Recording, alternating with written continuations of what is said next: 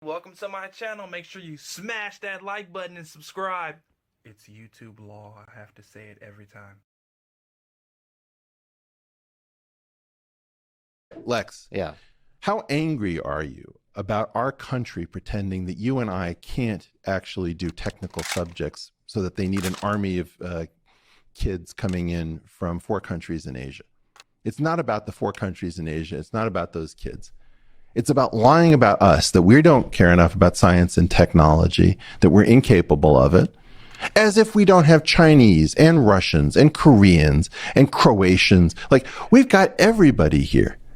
The only reason you're looking outside is that you want to hire cheap people from the family business because you don't want to pass the family business on. And you know what? You didn't really build the family business. It's not yours to decide.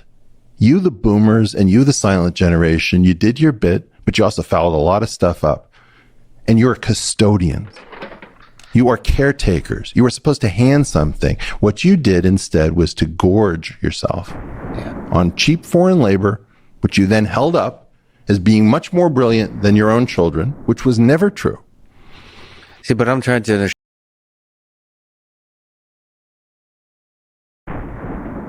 this idea of DISC, right? Distributed Idea Suppression Complex. Yeah. Is that what's bringing the Elons of the world down? You know, it's so funny. It's like he's asking Joe Rogan, like, is that a joint? You know, it's like, well, what will happen if I smoke it? What will happen to the stock price? What will happen if I scratch myself in public? What will happen if I say what I think about Thailand or COVID or who knows what? And everybody's like, don't say that. Say this. Go do this. Go do that. Well, it's crazy making. It's absolutely crazy making. And if you think about what we put people through, we need to get people who can use FU money, the FU money they need to insulate themselves from all of the people who know better. Because my nightmare is that why did we only get one Elon? What if we were supposed to have thousands and thousands of Elons? And the weird thing is, like, this is all that remains. You're looking at like Obi-Wan and Yoda, and it's like this is all that's left after Order 66 has been executed. And that's the thing that's really upsetting to me is we used to have Elon's 5 deep, and then we could talk about Elon in the context of his cohort. But this is like, if you were to see a giraffe in the Arctic with no trees around, you'd think, why the long neck? What a strange sight, you know? How do we get more Elons? How do we change the... So I think that so we know MIT and Harvard. So maybe returning to our previous conversation, my sense is that the Elons of the world are supposed to come from MIT and Harvard. Right. And how do you change... Let's think of one that MIT sort of killed. Have any names in mind? Aaron Swartz leaps to my mind. Yeah. Okay. Are we, MIT, supposed to shield the Aaron Schwartzes from, I don't know, journal publishers? Or are we supposed to help the journal publishers so that we can throw 35-year sentences in his face or whatever it is that we did that depressed him? Okay, so here's my point. Yeah. I want MIT to go back to being the home of Aaron Swartz. And if you want to send Aaron Swartz to a state where he's looking at 35 years in prison or something like that, you are my sworn enemy. You are not MIT. Yeah. You are the traitorous,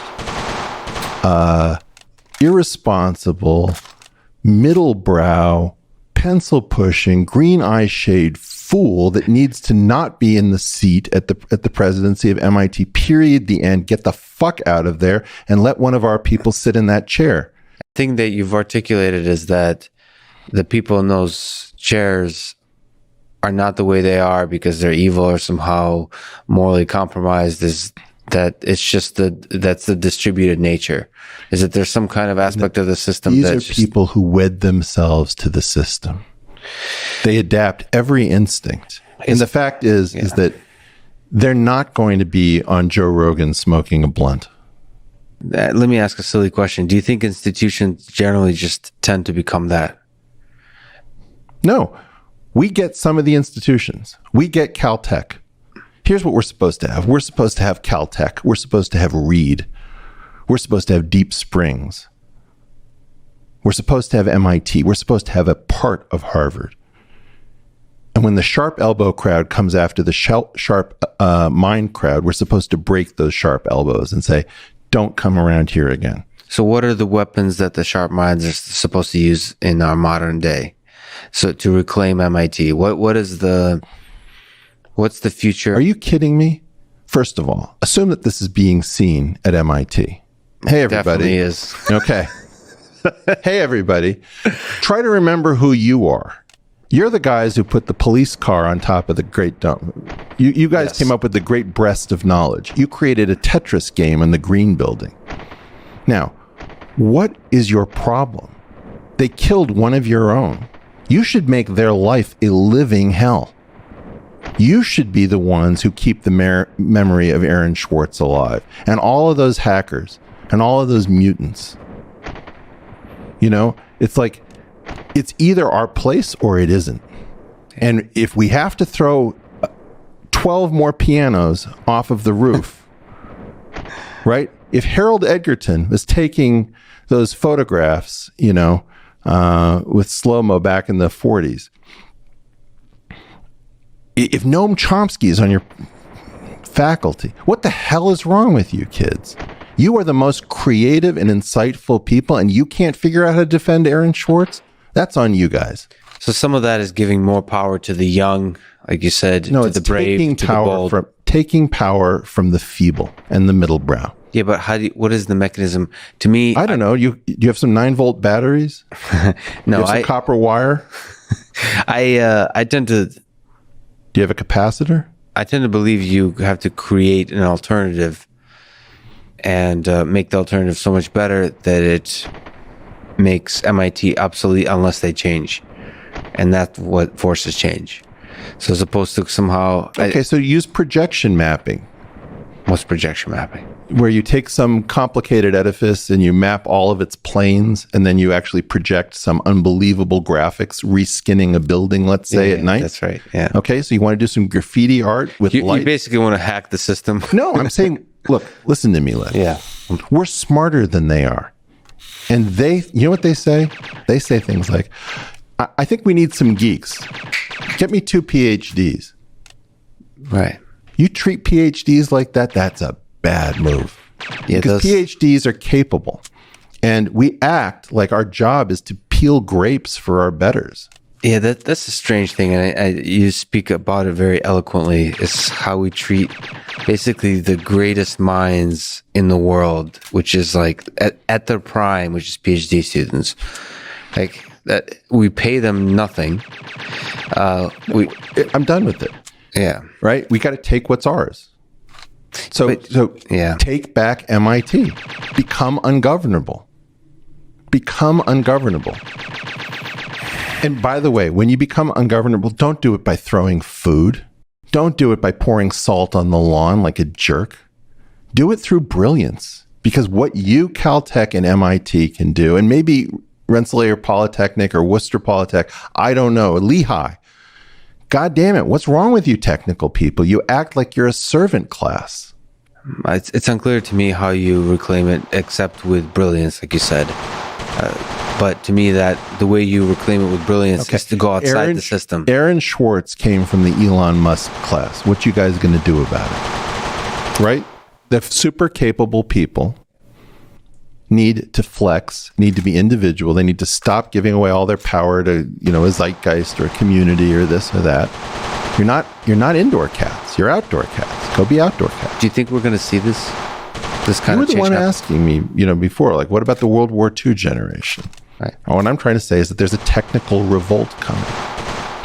You want to talk about... But I'm trying to lead it, right? I'm trying to see... No, you're not trying to lead it. I'm trying to get a blueprint here. All right, Lex. Yeah. How angry are you about our country pretending that you and I can't actually do technical subjects so that they need an army of kids coming in from 4 countries in Asia? It's not about the 4 countries in Asia. It's not about those kids. It's about lying about us, that we don't care enough about science and technology, that we're incapable of it, as if we don't have Chinese and Russians and Koreans and Croatians. Like, we've got everybody here. The only reason you're looking outside is that you want to hire cheap people from the family business because you don't want to pass the family business on. And you know what? You didn't really build the family business. It's not yours to decide. You, the boomers, and you, the silent generation, you did your bit, but you also fouled a lot of stuff up. And you're a custodian. You are caretakers. You were supposed to hand something. What you did instead was to gorge yourself on cheap foreign labor, which you then held up as being much more brilliant than your own children, which was never true. See, but I'm trying to understand how we create a better system without anger, without revolution. No, not by kissing and hugs but by, I mean, I don't understand within MIT what the mechanism of building a better MIT is. We're not going to pay Elsevier. Aaron Schwartz was right. JSTOR is an abomination. But why? Who within MIT, who within institutions is going to do that when, and just like you said, the people who are running the show are more senior? I don't know. Get Frank Wilczek to speak out.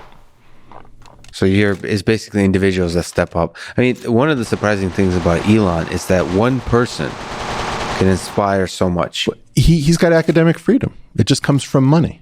Welcome to my channel. Make sure you smash that like button and subscribe. It's YouTube law. I have to say it every time.